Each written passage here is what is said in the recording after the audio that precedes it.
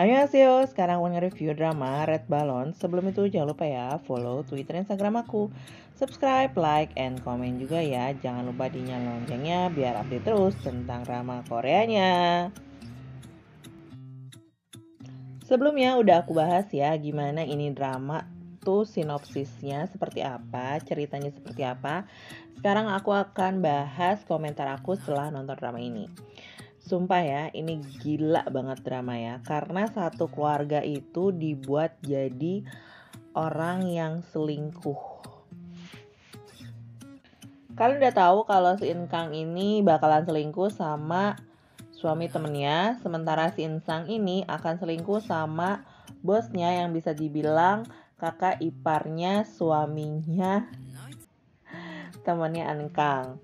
Sementara itu, satu lagi nih yang paling banget bikin gue shock adalah pamannya Engkang itu adik dari bapaknya itu, dia juga ternyata dulu tuh mantan pacarnya istri dari Namchul. Namchul sendiri adalah kakak ipar si Chanwoo. Jadi emang benar-benar semuanya berhubungan sih di sini. Dan sebenarnya di sini sih menurut gue pokok masalahnya adalah dari si ayah mertuanya Bada ini. Kenapa gue bilang ini gara-gara ayahnya Chanwon atau ayah mertuanya Bada? Karena dia tuh yang larang si pamannya Enkang ini untuk bisa balikan lagi sama si anaknya itu, yaitu istrinya si Namchul.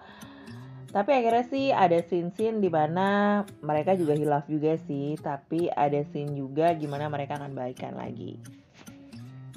Jadi emang ini tuh selain drama perselingkuhan, ada juga yang namanya drama keluarga juga ya. Jadi di sini ada dua keluarga yang memang saling berhubungan.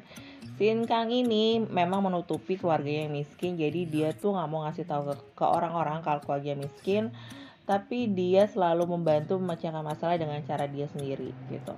Jadi dia punya cara supaya si ibunya bisa masuk jadi PRT di rumahnya si Chanwon. Terus ada juga bapaknya jadi sopir taksi atau pamannya yang ngebantu dia untuk balas dendam. Nah, sang adik juga dimasukin ke perusahaannya si bapak mertuanya Bada. Kalau dibilang rumit sama ceritanya menurut gue enggak, karena ini gampang banget sih dimengerti. Intinya tuh ada dua keluarga, yang satu miskin satu kaya, tapi dulunya nih yang keluarga kaya ini dulu juga miskin. Nah, gimana caranya keluarga si kaya ini bisa nge-treat orang tuh kelihatan banget di sini. Orang OKB tuh kelihatan banget guys di sini sikapnya seperti apa. Sementara keluarga Engkang yang miskin itu walaupun miskin tapi mereka tuh tetap kayak selalu makan bareng, even makanannya tuh yang diambil dari makanan basi dari restoran gitu kan ya. Terus ibunya Engkang itu yang nggak mau rugi sama anaknya, jadi anaknya tetap harus bayar sewa makan sama sewa kamar juga. Intinya itu Engkang sama adiknya sama pamannya nggak tinggal gratis di rumah mereka sendiri. Kalau dari segi konflik, gue bilang sih nih keluarga termasuk yang masuk akal sih dalam dunia nyata, pasti ada yang kayak begini. Dan bagaimana cara mereka menyelesaikannya juga sebenarnya ada suatu hal yang masuk akal, ada yang suatu hal yang menurut gue berlebihan. Jadi intinya itu perselingkuhan itu jawabannya bukan perpisahan, tapi bagaimana cara ngelihat keluarga Namchul supaya mereka bisa balik lagi sebagai keluarga, yaitu mereka dua-duanya sadar kalau mereka saling membutuhkan dan juga ya sama-sama hilaf lah ya. Terus akhirnya juga minta balik anak-anak mereka balik lagi, dan akhirnya mereka jadi keluarga yang harmonis.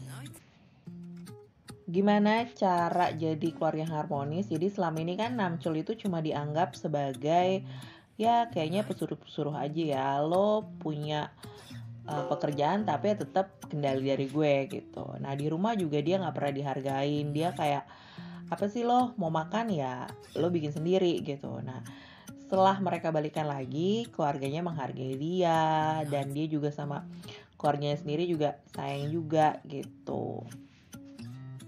Dan juga ya, kayaknya tuh orang kaya itu bakalan tidak merendahkan kita lagi ketika ngelihat si pegawainya atau tahu si Bapak Namcul ini ternyata ngebela dia habis-habisan, yang selama ini mikir kalau lu cuma pengen duitnya aja gitu kan, tapi dia tuh ngebela habis-habisan waktu ditipu gitu, dan mereka tuh nanggep penipu itu gitu ya. Ya kalau di dunia nyata kayaknya agak susah ya, tapi yang namanya drama, dan itu akhirnya ngebuat si ayah mertua ini jadi baik sama Namcul dan ngerasa ya Namcul bukan cuma suka sama uangnya, tapi memang udah suka sama perusahaannya. Terus di sini balik lagi ke Engkang. Jadi Engkang ini kan dianggap sebagai selingkuhannya atau selingkuh sama si suami pacarnya gitu kan ya. Di sini menurut gue Engkang itu nggak jahat-jahat banget di sini, tapi dia melakukan itu ya memang obsesi dia untuk nggak direndahin sama orang gitu kan. Tapi di sini gue ngelihat Bada yang terlalu obsesi banget, karena dia tuh kan emang dulunya orang kaya gitu. Terus akhirnya dia tuh kayak ya jumawa juga sih. Terus dia ngerasa nggak mungkin lo bisa sama suami gue, karena ya stratanya emang lebih rendah sih ya. Terus ketika Bada juga dihina sama orang, dia nggak ngebela. Nah itu tuh ya pelajaran buat orang-orang yang ada di luar sana. Kalau kekayaan kalian tuh ya memang sifatnya bisa sementara, bisa juga diambil dalam sekejap mata. Bada tuh kan sebelumnya emosi banget sama Engkang karena ngerasa ya dia ditusuk dari belakang. Iya sih ditusuk dari belakang, tapi ada saat-saat tuh Bada juga yang sebenarnya ngebutuhin Engkang banget dalam mengasuh si anaknya ini gitu kan ya. Tapi si Bada ini ya nggak memperlakukan Engkang dengan baik. Dia bahkan nganggap Engkang ya budaknya dia gitu. Tapi setelah tahu ternyata Engkang itu udah milih putus sama sang suami, baru dia sadar kalau temennya selama ini tuh yang nyelamatin dia. Bahkan dia nggak ngebongkar kalau dia tuh pernah hubungan sama salah satu cowok waktu sebelum balik ke Korea. Yang gue lihat lagi dari drama ini pelajarannya kalau cinta itu memang gak harus memiliki ya. Si Ensang sama Engkang memilih untuk melepaskan cinta mereka, jadi mereka sama-sama mengejar impiannya. Walaupun Engkang jadi guru di sebuah desa yang emang terpencil banget, jadi dia nggak mau tinggal di Seoul lagi gitu kan ya. Tapi hari dipertemukan lagi sama si bapaknya Wipong gitu. Di sini tuh kelihatan even mereka cuma senyum-senyum doang dan beberapa tahun diperpisah, tapi akhirnya balikan lagi, ya itu namanya takdir. Intinya ini drama itu salah satu pelajarannya adalah jangan pernah meremehkan orang lain.